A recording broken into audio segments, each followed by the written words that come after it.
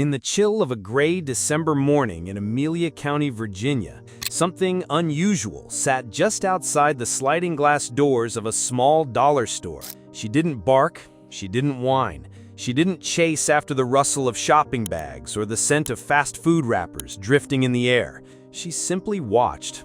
A gray pit bull, her eyes locked on the store entrance, as though waiting for someone she had once known, or someone she desperately hoped would appear. Day after day, she returned to the same spot. Her ribs showed through her short coat. Her face bore the scars of another life, one that spoke of pain without ever making a sound. Some said she looked like a bait dog, the kind used to train fighters. But this dog, she was gentle. People came and went, some pausing to stare, a few snapping pictures, many just walking past, unsure or unwilling to get involved. But the pit bull never moved. She waited. When Barbara Doughton spotted her, something felt wrong. It wasn't just the dog's stillness, it was her eyes, that haunting mix of sadness and resolve. Barbara snapped a photo and posted it online, not expecting what would follow. Within hours, the internet had seen what dozens of shoppers had already ignored. The photo, a lone dog staring into the store window, her posture tense, hopeful, heartbroken. Comments flooded in. Some praised her sweetness. Others expressed outrage. How could no one help her? One woman offered to drive out herself if no one else would. The post had become a cry louder than the dog ever made. That same evening, under the flat white glow of the store's security lights, the dog was still there. When the Amelia Animal Shelter team arrived, they didn't have to search. She hadn't moved, and she didn't resist. As rescuers approached, she wagged her tail slightly, then bowed her head as if she knew, finally, help had come. But as they examined her battered body back at the shelter, they discovered something that reframed the entire story. She had recently given birth. Somewhere out there, alone, were her puppies. That changed everything. The team scrambled. They retraced every step back to where she had first been spotted, back into the woods. Time was running out. December nights in Virginia could be merciless. They searched through brush, under old pallets, behind dumpsters, until one rescuer heard a sound, soft, like shivering leaves, and then a whimper.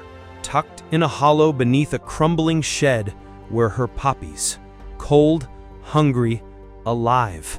The team bundled them quickly, swaddled in towels, rushing them back to the warmth of the shelter. When the mother saw them, something broke in her face, not from pain, but from the sudden release of it. She licked them furiously, nuzzled them close, curled her body around them like a question finally answered. They named her Izzy. In the days that followed, she never stopped wagging her tail. Her body still carried the evidence of what she'd endured, but her spirit, so much stronger, was healing fast. Vet visits, warm beds, quiet nights. Her puppies fed well. Izzy received meds, love, and the kind of gentle touch she might have never known before. One rescuer joked that she was so gentle she'd eat taquitos right out your mouth. And everyone who met her agreed. Izzy was a love bug. Weeks passed. Her story spread. And when it came time to find homes, it didn't take long. Each of Izzy's puppies was adopted into a loving family. Izzy, too, found her place. A warm home, a new name carved into a food bowl, soft couches, and people who spoke to her kindly. In January 2024, just weeks after she had been found sitting in the cold, Izzy lay curled on a blanket beside a fireplace, belly full, eyes half closed, as if dreaming. They still don't know how long she sat outside that dollar store. No one knows how far she had traveled or what she endured before she got there.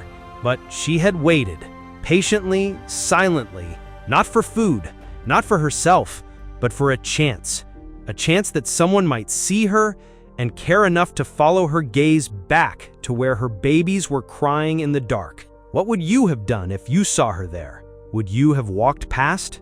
Izzy never gave up. She couldn't speak, couldn't plead, couldn't shout, but she stayed. And somehow, without words, she asked for help, and someone finally answered.